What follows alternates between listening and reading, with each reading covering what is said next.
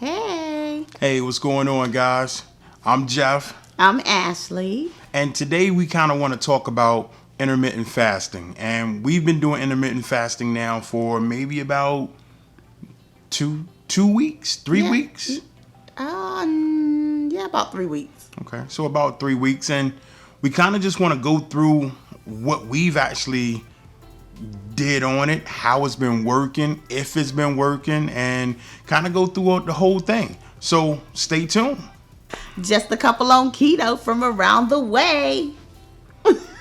So hey guys, we've been on intermittent fasting now for about 2 weeks, and for me, I think 3 weeks. Oh, 3 weeks. 3 weeks. Okay, 3 weeks. So for me, I do believe that it's working. I can tell you one thing, that it definitely works with the hunger.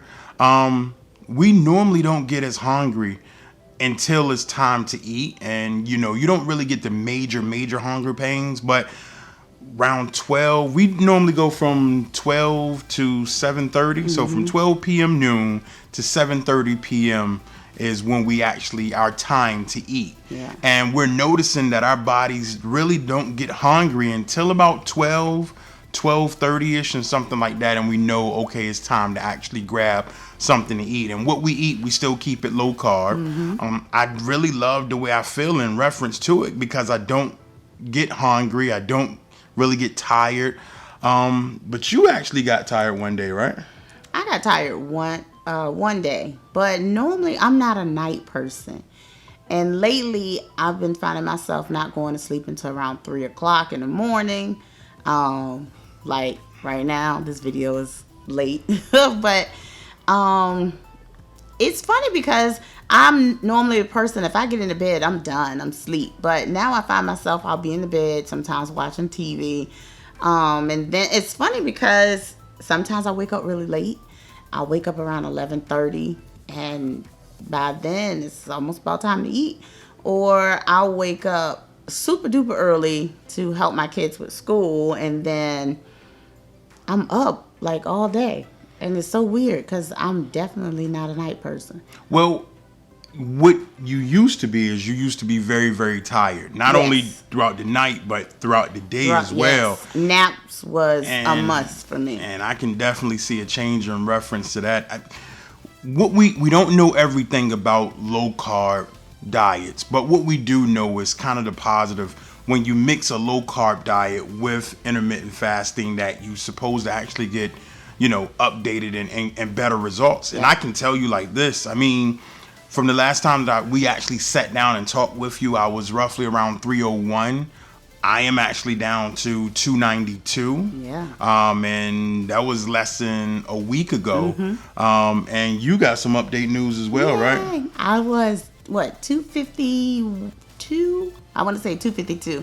Now I'm down to 245. So it's been going. I mean, we love it.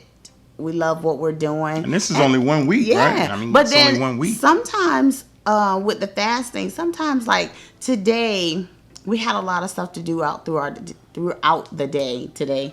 We didn't eat until around 3 o'clock. And it was funny because we didn't get hungry. We did have a bottle of water each around noon, but we were out and about getting some stuff taken care of. And by the time we got home, I looked at the clock and I was like, what? It's 3 o'clock already? And I wasn't even starving. It wasn't that I was, oh my God, I gotta eat.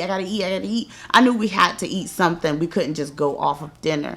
But we did lunch, and then I made sure that we cooked before it was time for our cutoff. We ate still by 7:30 for our dinner, and it was good. So tomorrow we will be better.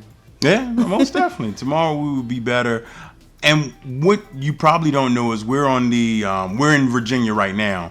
And in Virginia, in the springtime, we have daylight savings time, or the end of daylight savings time, whatever you want to call it.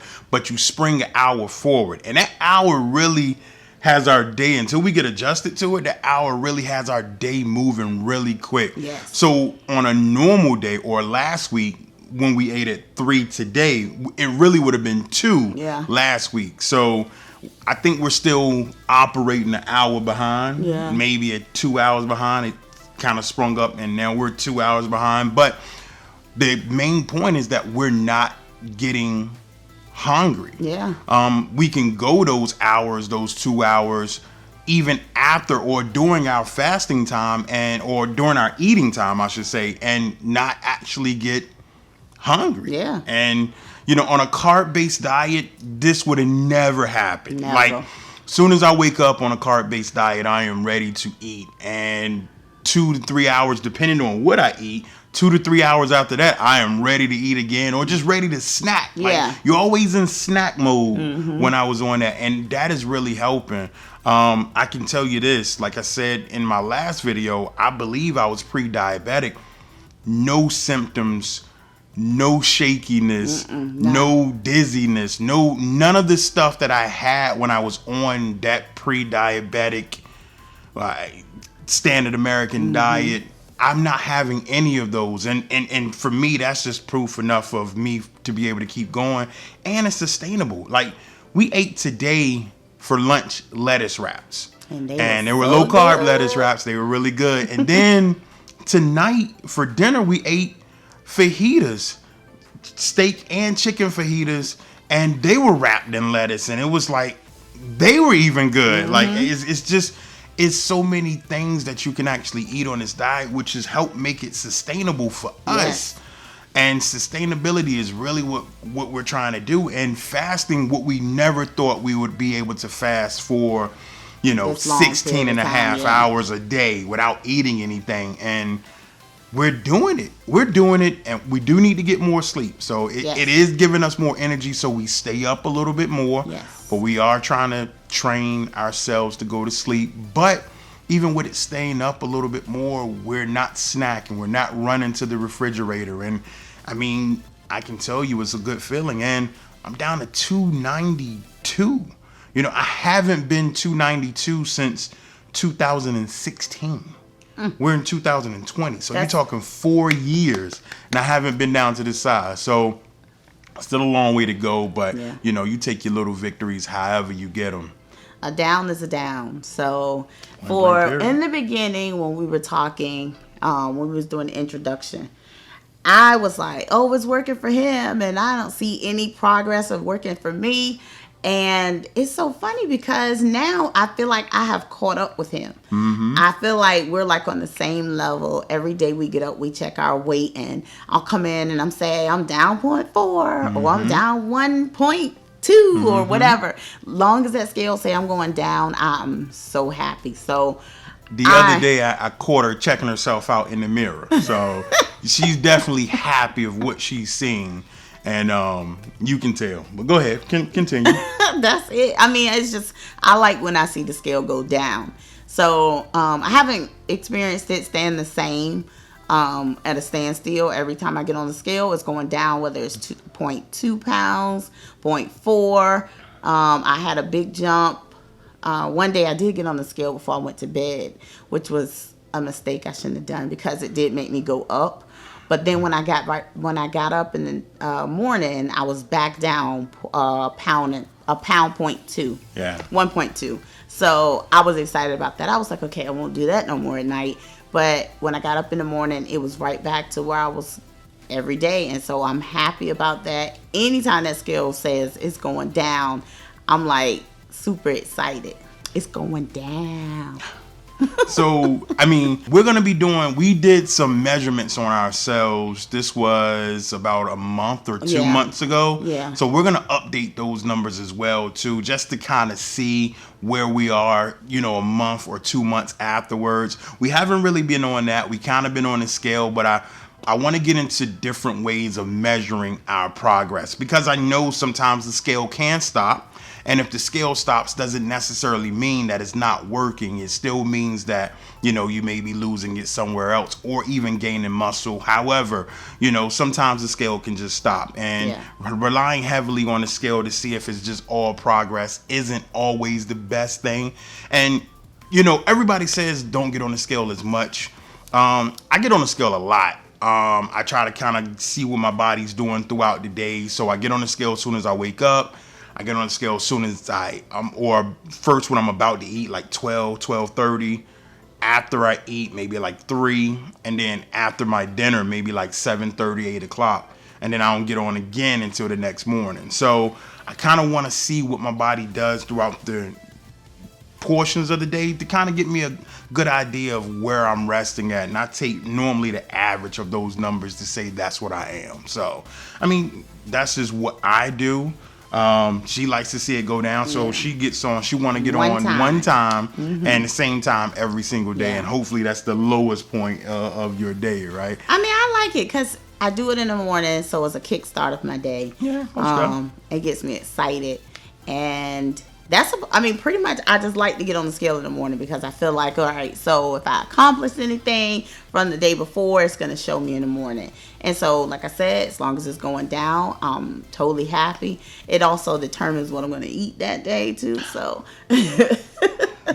but we've been doing really good with dinners. So it's so funny. I know the kids can't do keto, but because of the fact that I'm cooking so much more than what we did before, me and Jeff was just talking about it on a car ride. We was like, do you understand we don't go out to eat that much? We used to go out to eat. If it was a time where I would go try to cook something for dinner, like, man, what are we going to eat for dinner? And we're like, I don't know, what you got a taste for? That means we're going to go eat out. Exactly. But now it's like me and him, we cook every day. And so I think the kids love the fact that we cook every day. Versus going out to eat, because it's funny, they don't even offer us to go out to eat. Not anymore. Not like every other day or so we would eat out, and they would be like, "What we're gonna eat out today?" We would either go to Sonic, we would go to, I mean, all the fast food every stuff, place. the stuff you're not supposed to eat. And again, it was because of convenience, and it was because of, hey, we don't know what we want to eat tonight. Little Caesar's Pizza. Yeah, so.